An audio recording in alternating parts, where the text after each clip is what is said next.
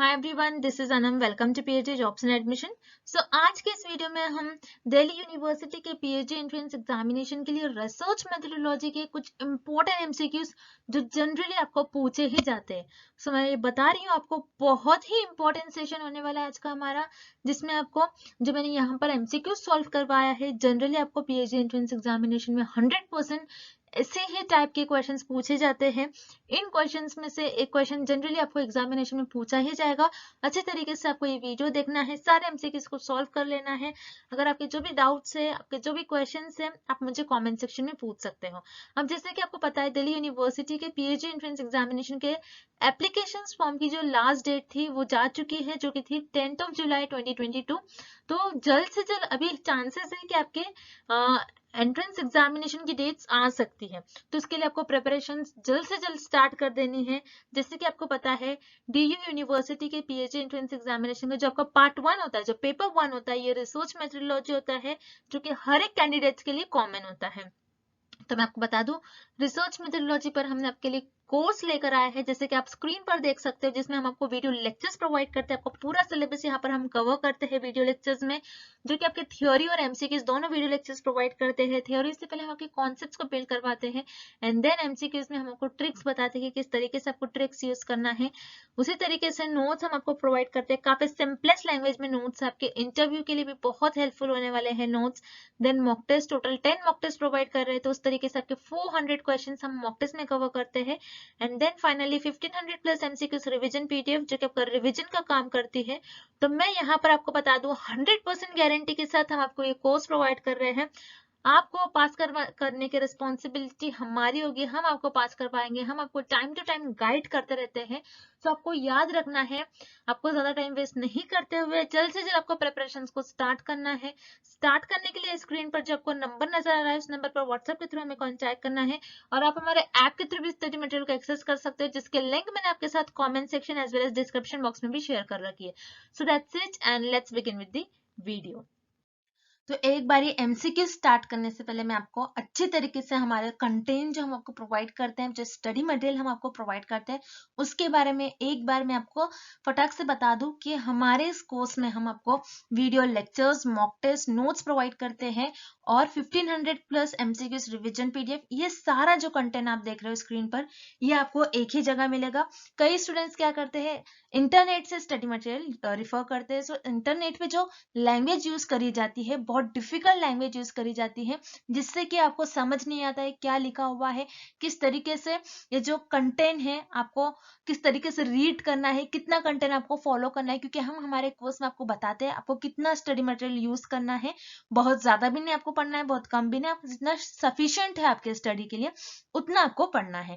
सो हमारे कोर्स में हम आपको गाइड करते रहते हैं कि किस तरीके से आपको किस टॉपिक पर ज्यादा फोकस रहना है, कहाँ से ज्यादा क्वेश्चंस आपको पूछे जा सकते हैं। ये सारी चीजें हमारे कोर्स में हम आपको बताते हैं। सो हमारा ये जो कोर्स है, हम आपको गारंटी के साथ कहते हैं कि हमारे इसी कोर्स से आपको एग्जाम में 30 से 35 क्वेश्चन डायरेक्टली पूछे जाएंगे। तो जल्द से जल्द आपको कोर्स को परचेस करना है। परचेस करने के लिए स्क्रीन पर ये जो नंबर नजर आ रहा है, इस पर व्हाट्सएप के थ्रू हमें कॉन्टैक्ट करना है। याद रखिएगा, नॉर्मल कॉल्स नंबर पर नहीं लगेगा, और आप हमारे इस ऐप के थ्रू भी स्टडी मटेरियल को एक्सेस कर सकते हो। सो ऐप को एक्सेस करने के लिंक मैंने आपके साथ डिस्क्रिप्शन बॉक्स में प्रोवाइड कर रखी है। So that's it, and let's begin with the MCQs. The performed dash survey is extrapolated to fit the entire population. इस क्वेश्चन में हमें फाइंड आउट करना है कि आपने एक सर्वे परफॉर्म करा, आपने एक सर्वे कंडक्ट करवाया, उस सर्वे में आपने कुछ स्मॉल पार्ट लिया, इस स्मॉल पार्ट पर आपने आपकी रिसर्च परफॉर्म की, और उससे आपके जो भी रिजल्ट्स आ रहे थे, आपको जो भी रिजल्ट मिल रहे थे, जो भी आपके ऑब्जर्वेशन थे, मान लीजिए जो भी आपके रिजल्ट ऑब्जर्वेशन थे, इसी के बेसिस पर आपने आपकी जो इंटायर पॉपुलेशन है, आपकी जो पूरी पॉपुलेशन है, पूरी इंटायर पॉपुलेशन पर आपने कमेंट करा। सो इसे हम क्या कहते हैं, हमें इस क्वेश्चन में फाइंड आउट करना है।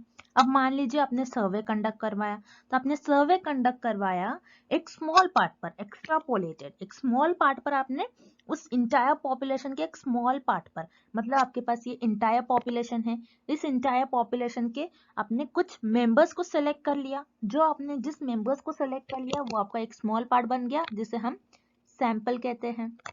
अब इस सैंपल पर आपने रिसर्च परफॉर्म की। अब आपने जो रिसर्च परफॉर्म की उसके बाद आपको जो रिजल्ट मिल रहे हैं, जो ऑब्जर्वेशंस मिल रहे हैं, इसी रिजल्ट्स और ऑब्जर्वेशंस के बेसिस पर आपने पूरी जो इंटायर पॉपुलेशन थी, इस रिजल्ट को आपने इंटायर पॉपुलेशन पर फिट कर दिया और इस इंटायर पॉपुलेशन पर आपने कुछ कमेंट कर दिया। तो आपने क्या किया, इंटायर पॉपुलेशन के कुछ मेंबर्स को सेलेक्ट कर लिया जो कि आपका सैंपल बन गए। इस सैंपल पर आपने रिसर्च परफॉर्म की। रिसर्च परफॉर्म करने के बाद आपके जो रिजल्ट आ रहे हैं, जो ऑब्जर्वेशंस आ रहे हैं, आपने ये पूरी पॉपुलेशन पर फिट कर दिया। सो आपने यहाँ पर क्या किया, सैंपल पर रिसर्च की। हमें इस क्वेश्चन में मेन यही इसी पॉइंट पर फोकस करना है। आपने क्या करी, इंटायर पॉपुलेशन पर, ये तो हमें क्वेश्चन में दिया ही गया है कि इंटायर पॉपुलेशन के आपने कुछ पार्ट पर रिसर्च की। इंटायर पॉपुलेशन के आपने कुछ पार्ट पर रिसर्च की और रिसर्च से आपके जो ऑब्जर्वेशन और रिजल्ट आ रहे थे, ये आपने पूरी पॉपुलेशन पर फिट कर दिया, अप्लाई कर दिया। सो ये जो स्मॉल पार्ट था आपका, ये जो स्मॉल पार्ट है, ये क्या है आपका, हमें यही फाइंड आउट करना, आपने क्या सर्वे, किस चीज पर आपने सर्वे करवाया। सो आपने पूरी इंटायर पॉपुलेशन के कुछ मेंबर्स लेकर उन पर रिसर्च की। तो वो जो कुछ मेंबर्स थे आपके, ये हो जाएगा आपका सैंपल। सो यहाँ पर आपका करेक्ट ऑप्शन हो जाएगा सैंपल। आप सैंपल पर रिसर्च परफॉर्म करते हो, उसके जो रिजल्ट आते हैं वो इंटायर पॉपुलेशन पर आप अप्लाई करते हो और फिट करते हो, तो उसे हम कहते हैं सैंपल। अब जो रिमेनिंग ऑप्शन से जो इनकरेक्ट है हम वो भी देख लेते हैं। सेंसस क्या होता है, सेंसस आप पूरी इंटायर पॉपुलेशन पर परफॉर्म करते हो, ना कि इंटायर पॉपुलेशन के कुछ पार्ट पर। सो यहाँ पर आपका ऑप्शन ए इनकरेक्ट हो जाएगा। Then option C accidental. Accidental ये आपके सैम्पलिंग का एक टाइप होता है, यहाँ पर आप कोई सर्वे कंडक्ट नहीं करवाते हो। सो एक्सीडेंटल बेसिकली एक आपके सैम्पलिंग का टाइप होता है, आपको याद रखना है। यहाँ पर आपका ऑप्शन सी भी इनकरेक्ट हो जाएगा। सो यहाँ पर आपका करेक्ट ऑप्शन हो जाएगा option B sample. Next, research that is done to understand an event from the past is known as. इस क्वेश्चन में हमें फाइंड आउट करना है कि पास्ट इवेंट्स को अंडरस्टैंड करने के लिए आप कौन सी रिसर्च करते हो। तो पास्ट इवेंट्स को अंडरस्टैंड करने के लिए हम हिस्टोरिकल रिसर्च का यूज करते हैं। हिस्टोरिकल रिसर्च, जैसे नेम में मीनिंग है हिस्ट्री, आपने स्कूल में पढ़ा होगा हिस्ट्री सब्जेक्ट, जिसमें आपको पास्ट हिस्टोरिकल इवेंट्स के बारे में पढ़ाया जाता है। हिस्ट्री से रिलेटेड जैसे इंडियन हिस्ट्री, वर्ल्ड हिस्ट्री, जिसमें आप ह्यूमैनिटीज, सोशल साइंस से रिलेटेड टर्म्स को लर्न करते हो। तो हिस्टोरिकल रिसर्च में बेसिकली हम पास्ट इवेंट्स को अंडरस्टैंड करते हैं। पास्ट इवेंट को अंडरस्टैंड करने के लिए हम हिस्टोरिकल रिसर्च का यूज करते हैं। सो यहाँ पर आपका ऑप्शन भी करेक्ट हो जाएगा। अब रिमेनिंग ऑप्शन जो है वो हम वो भी देख लेते हैं। ऑप्शन ए आपको गिवन है एक्सपेरिमेंटल रिसर्च। एक्सपेरिमेंटल रिसर्च याद रखिएगा, बेसिकली एक्सपेरिमेंटल रिसर्च हम हाइपोथेसिस को टेस्ट करने के लिए यूज करते हैं। तो एक्सपेरिमेंटल रिसर्च में हम कॉज एंड इफेक्ट रिलेशनशिप देखते हैं, कॉज एंड इफेक्ट देखते हैं बिटवीन द वेरिएबल जो कि होते हैं आपके independent variable and dependent variable. So experimental research में आप कुछ वेरिएबल्स को कंट्रोल कर सकते हो जो कि होते हैं आपके एक्स्ट्रा वेरिएबल, जिसे हम एक्सट्रेनियस वेरिएबल कहते हैं। उसी तरीके से होता है आपका pre experimental research. Pre experimental research में आप क्या करते हो, आप पहले एक स्मॉल पार्ट पर आप रिसर्च करते हैं, एक स्मॉल स्केल पर आप रिसर्च करते हो, एक्सपेरिमेंट परफॉर्म करते हो, ये देखते हो कि आपका जो रिजल्ट है वो प्रॉपर आ रहे हैं या फिर नहीं, या फिर आप मान लो आप कह सकते हो कि आप आपके रिसर्च की फिजिबिलिटी देखते हो।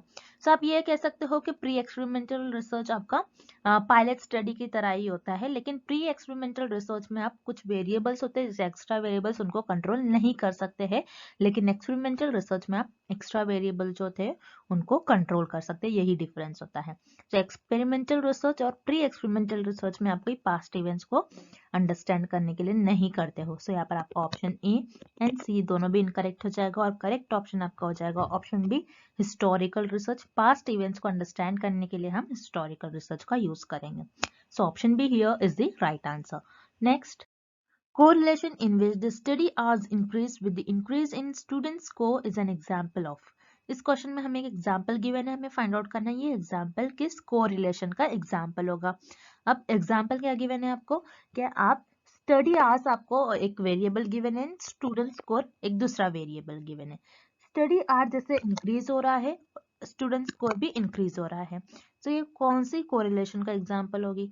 तो यहाँ पर आपको दो वेरिएबल्स गिवन है जो कि है आपका स्टडी आवर्स। स्टडी आवर्स ये फर्स्ट वेरिएबल है, सेकेंड वेरिएबल आपका है स्टूडेंट्स स्कोर। मतलब आप जितना ज्यादा आपका स्टडी पर आवर्स इंक्रीज करोगे, जितना ज्यादा आपके स्टडी पर आवर्स दोगे, उतना ज्यादा उस पर्टिकुलर स्टूडेंट का स्कोर भी इंक्रीज हो रहा है। ओके, जितना ज्यादा आप आपके स्टडी को आवर्स स्पेंड करें, जितना ज्यादा आपने आपके स्टडी पर आवर्स स्पेंड किया, उतना ज्यादा आपके स्कोर भी अच्छे आ जाएंगे। तो यहाँ पर आप देख रहे हो जो ये दो वेरिएबल है, दोनों वेरिएबल में पॉजिटिव कोरिलेशन है, क्योंकि ये दोनों भी वेरिएबल सेम डायरेक्शन में मूव कर रहे हैं। जब भी कोई दो वेरिएबल सेम डायरेक्शन में मूव करते हैं तो हम उससे कहते हैं कि उन दोनों वेरिएबल के बीच में पॉजिटिव कोरिलेशन है।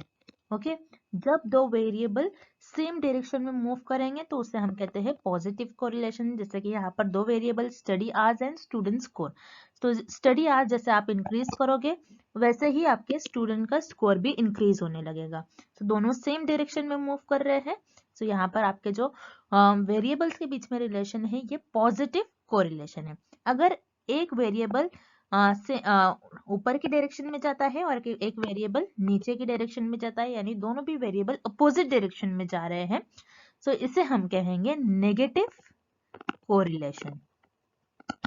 तो अगर दोनों वेरिएबल अपोजिट डायरेक्शन में मूव करते हैं तो उसे हम कहते हैं नेगेटिव कोरिलेशन। अगर जब भी कोई दो वेरिएबल सेम डायरेक्शन में मूव करते हैं तो उसे हम कहते हैं पॉजिटिव कोरिलेशन। तो आपको जो ये एग्जांपल गिवन है ये पॉजिटिव कोरिलेशन का एग्जांपल गिवन है, दैट्स व्हाई आपका करेक्ट ऑप्शन हो जाएगा option A, positive correlation. Next, population divided into 4 equal groups of a particular variable group is। इस क्वेश्चन में हमें फाइंड आउट करना है कि आपने आपकी जो पॉपुलेशन है उस पॉपुलेशन को आपने 4 इक्वल ग्रुप्स में डिवाइड कर दिया। 4 इक्वल ग्रुप्स में आपके अपने पॉपुलेशन को डिवाइड कर दिया, तो उसे हम क्या कहेंगे? क्या उसे हम परसेंटाइल कहेंगे, क्वार्टाइल कहेंगे या फिर डेसाइल कहेंगे? तो यहाँ पर आपकी मान लीजिए कोई पॉपुलेशन थी, आपने उस पॉपुलेशन को 4 पार्ट्स में डिवाइड कर दिया है, फर्स्ट, सेकेंड, थर्ड एंड ये फोर्थ पार्ट। 4 पार्ट में आपने उसको डिवाइड कर दिया। तो 4 पार्ट में आपने आपकी पॉपुलेशन को अगर डिवाइड कर दिया तो उससे हम कहेंगे क्वार्टाइल। क्वार्टाइल का ही मतलब होता है 4। ओके, क्वार्टाइल का मतलब होता है 4, कि आपने आपकी पॉपुलेशन को 4 इक्वल ग्रुप्स में डिवाइड कर दिया, तो उसे हम कहते हैं क्वार्टाइल। परसेंटाइल क्या होता है? अगर आपने आपकी जो पॉपुलेशन है उसको 100 इक्वल ग्रुप्स में अगर आपने डिवाइड कर लिया तब आप उसे हम कहेंगे परसेंटाइल। परसेंटाइल का मतलब होता है 100। डेसाइल, डेसाइल क्या होता है? अगर आपने आपके जो पॉपुलेशन है उसको 10 इक्वल ग्रुप्स में अगर डिवाइड कर लिया तो उसे हम कहेंगे डेसाइल। डेसाइल 10 होता है, क्वार्टाइल 4 होता है और परसेंटाइल 100 होता है। तो आपने यहाँ पर आपकी जो पॉपुलेशन है उसको 4 इक्वल ग्रुप्स में डिवाइड कर लिया, तो उससे हम कहते हैं क्वार्टाइल। तो याद रखना है क्वार्टाइल, क्वार्टाइल का मतलब होता है 4। तो यहाँ पर 4 इक्वल ग्रुप्स है, तो आपने आपकी पॉपुलेशन को 4 इक्वल ग्रुप्स में डिवाइड कर लिया, तो उसे हम कहेंगे क्वार्टाइल। सो यहाँ पर आपका करेक्ट ऑप्शन हो जाएगा option B, quartile. Next, all the following are parametric test except. इस क्वेश्चन में हमें फाइंड आउट करना है कि पैरामेट्रिक टेस्ट का टाइप हमें किस ऑप्शन में गिवन नहीं है।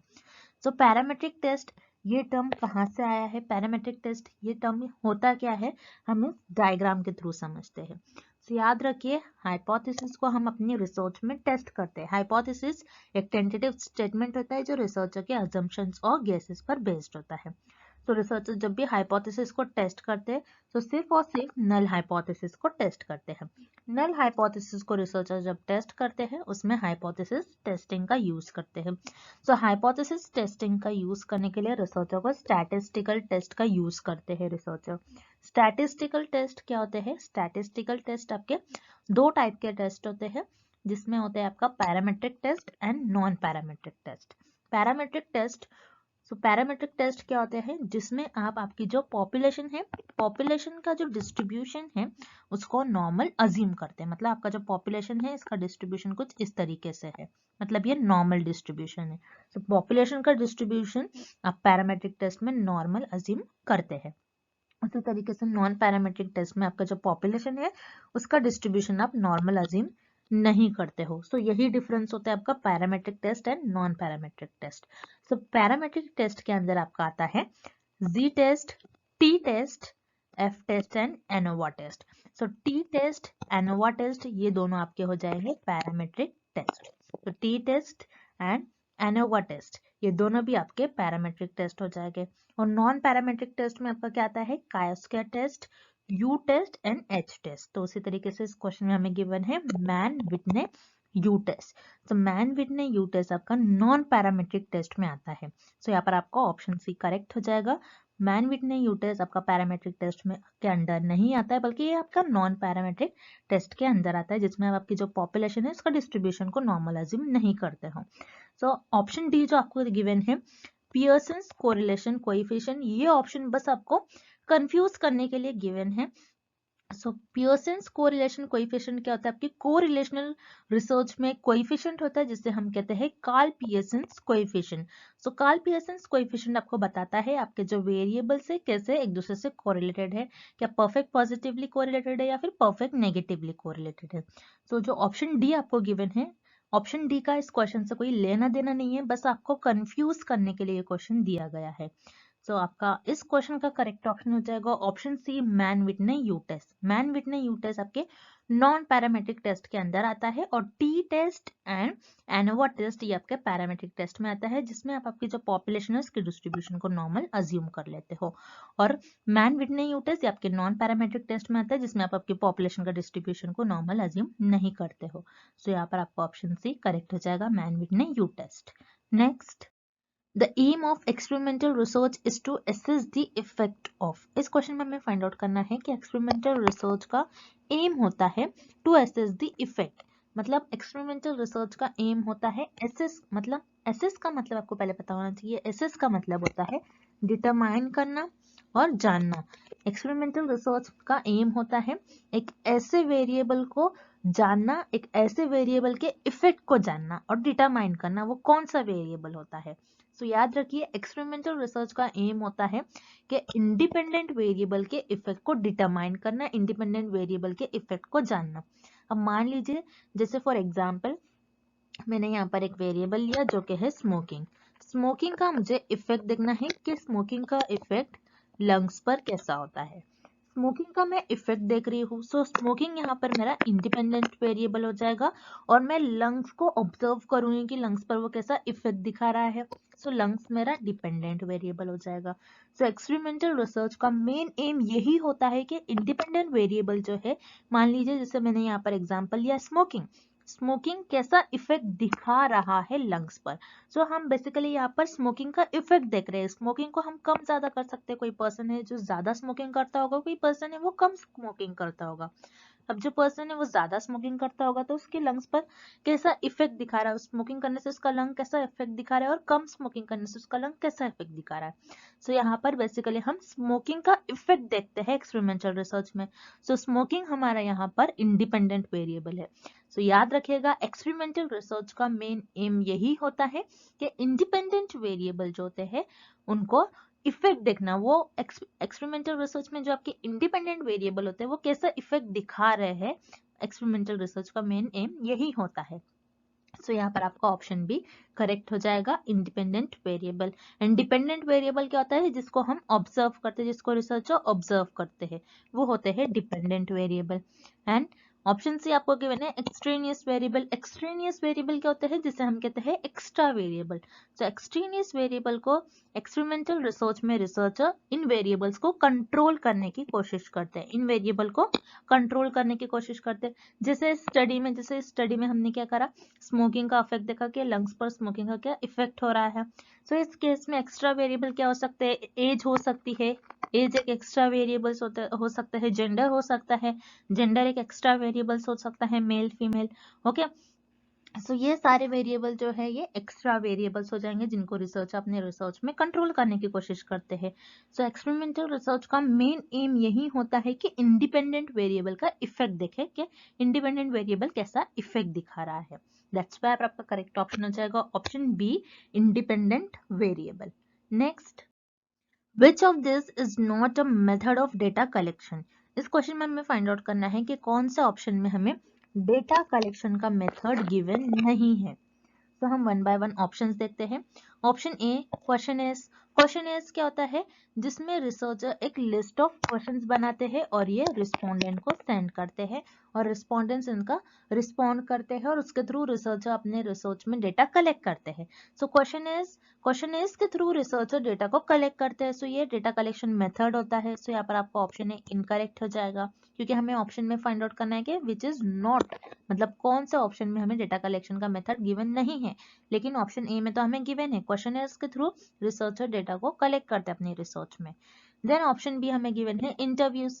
इंटरव्यूज भी आपका डेटा कलेक्शन मेथड होता है। इंटरव्यूज के थ्रू रिसर्चर डेटा कलेक्ट करते हैं। जैसे रिसर्चर ने कोई एक्सपर्ट्स का इंटरव्यू लिया, कोई हार्ट स्पेशलिस्ट है, कोई आई स्पेशलिस्ट है, सो उनसे इंटरव्यू कंडक्ट करवा कर डेटा को कलेक्ट कर लिया, उनके रिस्पॉन्स को रिकॉर्ड कर लेते हैं रिसर्चर और उस तरीके से डेटा को कलेक्ट कर लेते हैं। सो इंटरव्यू भी एक डेटा कलेक्शन मेथड होता है। सो यहाँ पर आपका ऑप्शन डी भी इनकरेक्ट हो जाएगा। देन हम ऑप्शन डी देखेंगे। Option D is observations. Observations क्या होते हैं, जैसे रिसर्चर किसी कल्चर को ऑब्जर्व करते हैं, या फिर मान लीजिए रिसर्चर जंगल में गए और कई एनिमल्स को रिसर्चर ऑब्जर्व कर रहे हैं। सो ऑब्जर्वेशंस के थ्रू भी रिसर्चर डेटा को कलेक्ट कर लेते हैं। अब जैसे जंगल में रिसर्चर गए और रिसर्चर को मंकीज पर या फिर टाइगर्स पर रिसर्चर को रिसर्च करने, उनके बिहेवियर, वो एक दूसरे के साथ कैसे बिहेव करते हैं, वो अपनी लाइफस्टाइल कैसे स्पेंड करते हैं। सो यहाँ पर रिसर्चर उनको क्या करेंगे, दूर से खड़े रहकर ऑब्जर्व करेंगे। सो ऑब्जर्वेशंस के थ्रू भी रिसर्चर अपनी रिसर्च में डेटा कलेक्ट करते हैं। सो ऑब्जर्वेशन ये आपका डेटा कलेक्शन मेथड होता है। सो यहाँ पर आपको ऑप्शन डी भी इनकरेक्ट हो जाएगा। Then option C experiments. Experiments याद रखिएगा, ये आपका डेटा कलेक्शन मेथड नहीं होता। एक्सपेरिमेंट के थ्रू आप डेटा कलेक्ट नहीं करते हो, बल्कि एक्सपेरिमेंट्स के थ्रू आप चीजों को टेस्ट करते हो। बेसिकली एक्सपेरिमेंट परफॉर्म कर आप क्या करते हो, अपनी हाइपोथेसिस को टेस्ट करते हो। सो एक्सपेरिमेंट में आप चीजों को टेस्ट करते हो, ना कि आप डेटा कलेक्ट करते हो। दैट्स व्हाई आपका करेक्ट ऑप्शन हो जाएगा ऑप्शन सी एक्सपेरिमेंट्स। सो एक्सपेरिमेंट्स आपका डेटा कलेक्शन मेथड नहीं होता है, इसलिए यहाँ पर आपका ऑप्शन सी करेक्ट है। Next, height of respondent is measure by. इस क्वेश्चन में हमें फाइंड आउट करना है कि हाइट है, रिस्पोंडेंट की हाइट है, हाइट हम कौन से स्केल के थ्रू हम हाइट को मेजर करेंगे। तो याद रखना है, स्केल, लेवल ऑफ मेजरमेंट और स्केल ऑफ मेजरमेंट के आपके 4 टाइप्स होते हैं और इन चारों टाइप्स को आपको इस शॉर्ट फॉर्म से याद रखना है। नॉयर, नॉयर का मतलब होता है N for nominal, O for ordinal, I for interval and R for ratio. So nominal scale of measurement में क्या होता है, जिसमें आपके पास जो भी डेटा होता है उस डेटा को उसकी क्वालिटी की बेसिस पर आप उस डेटा को डिवाइड करते हो और कैटेगराइज करते हो। ऑर्डिनल में सेम इसी तरीके से करते हो, एज वेल एज आप ऑर्डिनल में आपके डेटा को एक ऑर्डर देते हो और एक रैंक देते हो।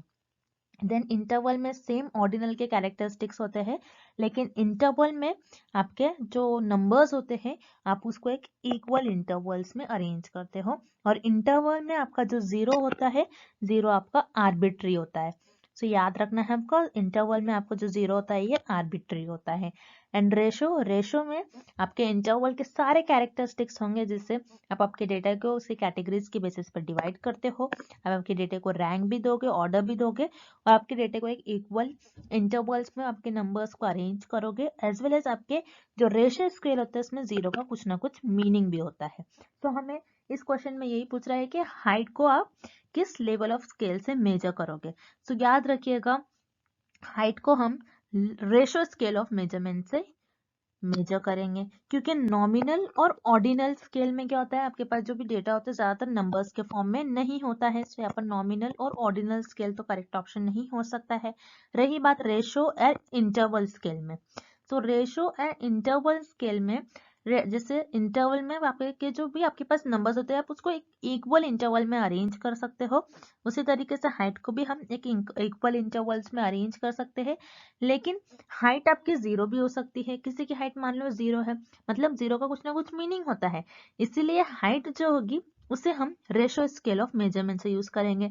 सिर्फ हाइट ही नहीं, बल्कि हाइट, अगर हाइट आता है आपको एग्जाम में, हाइट है, एज है, किसी की वेट है, सो ये सारे जो एग्जाम्पल्स है ये आपके रेशो स्केल ऑफ मेजरमेंट से आप इन सारे को मेजर कर सकते हो। दैट्स व्हाई आपका करेक्ट ऑप्शन हो जाएगा ऑप्शन ए रेशो स्केल।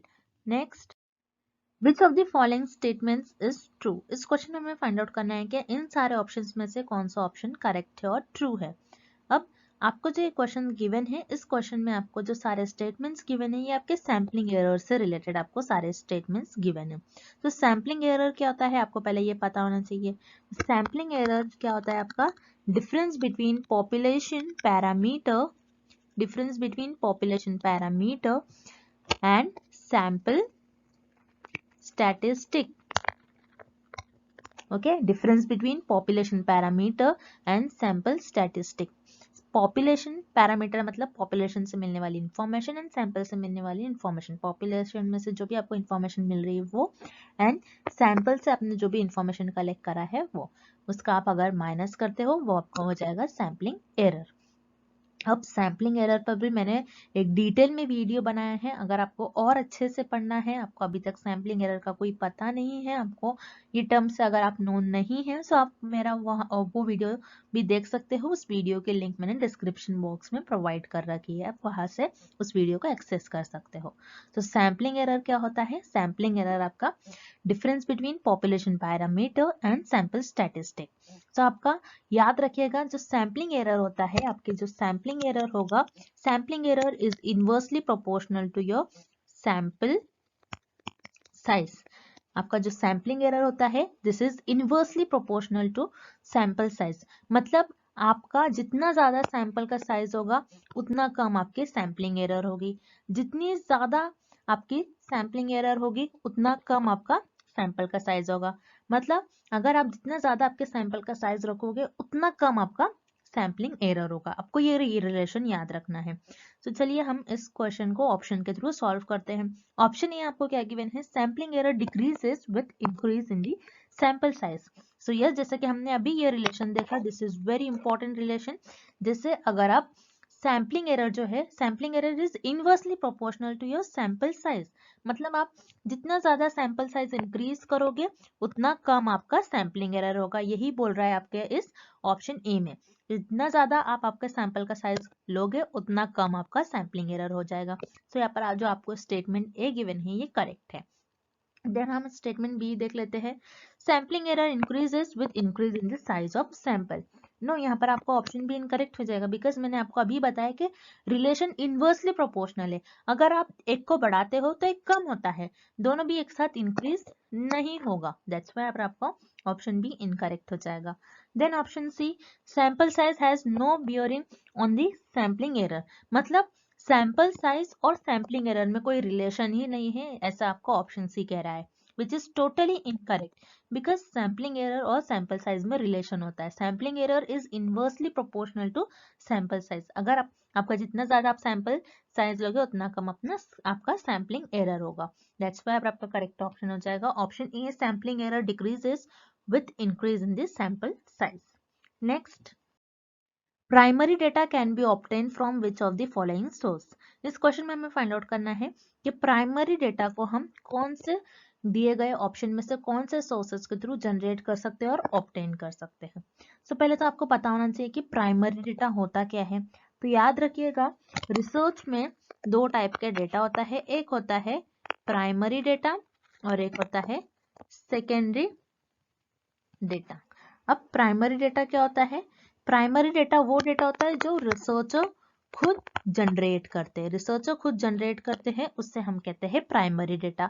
और सेकेंडरी डेटा क्या होता है, जो रिसर्चर खुद जनरेट नहीं करते, जो ऑलरेडी पब्लिश्ड डेटा होता है, ऑलरेडी पब्लिश्ड जो डेटा होगा उससे हम कहते हैं वो सेकेंडरी डेटा है। तो आपको याद रखना है, रिसर्च में आपके दो टाइप के डेटा होता है, एक होता है प्राइमरी डेटा और एक होता है आपका सेकेंडरी डेटा। प्राइमरी डेटा क्या होता है, जो रिसर्चर खुद जनरेट करते हैं, जो रिसर्चर खुद जनरेट करते हैं उससे हम कहते हैं प्राइमरी डेटा। और सेकेंडरी डेटा क्या होता है, जो रिसर्चर खुद जनरेट नहीं करते बल्कि वो ऑलरेडी पब्लिश्ड डेटा होता है, उससे हम कहते हैं सेकेंडरी डेटा। अब इस क्वेश्चन में हमें पूछ रहा है कि प्राइमरी डेटा जो है, प्राइमरी डेटा हम किस सोर्सेस के थ्रू कंडक्ट कर ऑब्टेन कर सकते हैं और किस सोर्सेस के थ्रू हम प्राइमरी डेटा को जनरेट कर सकते हैं, हमें ये फाइंड आउट करना है। सो याद रखिएगा, बुक्स, न्यूज़पेपर एंड जर्नल, ये तीनों भी में आपके पास जो भी डेटा होता है बुक्स में, न्यूज़पेपर में और जर्नल में, ये ऑलरेडी पब्लिश्ड होता है। सो ऑलरेडी पब्लिश्ड होता है इसलिए आपका सेकेंडरी डेटा के अंडर आएगा।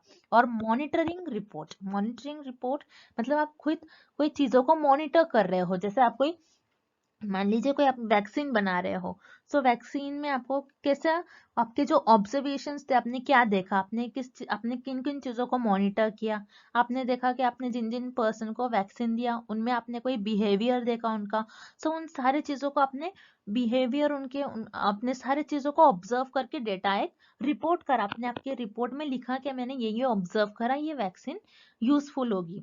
सो यहाँ पर मॉनिटरिंग रिपोर्ट्स में आपने क्या करा, खुद आपके ऑब्जर्वेशन से खुद आपने देखकर आपने उस डेटा को अपनी रिपोर्ट में लिखा, जनरेट करा। सो मॉनिटरिंग रिपोर्ट्स ही आपके प्राइमरी डेटा में आएगा।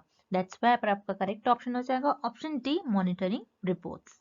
And thank you for watching this video. I hope this lecture is helpful for you all and good luck with your preparations.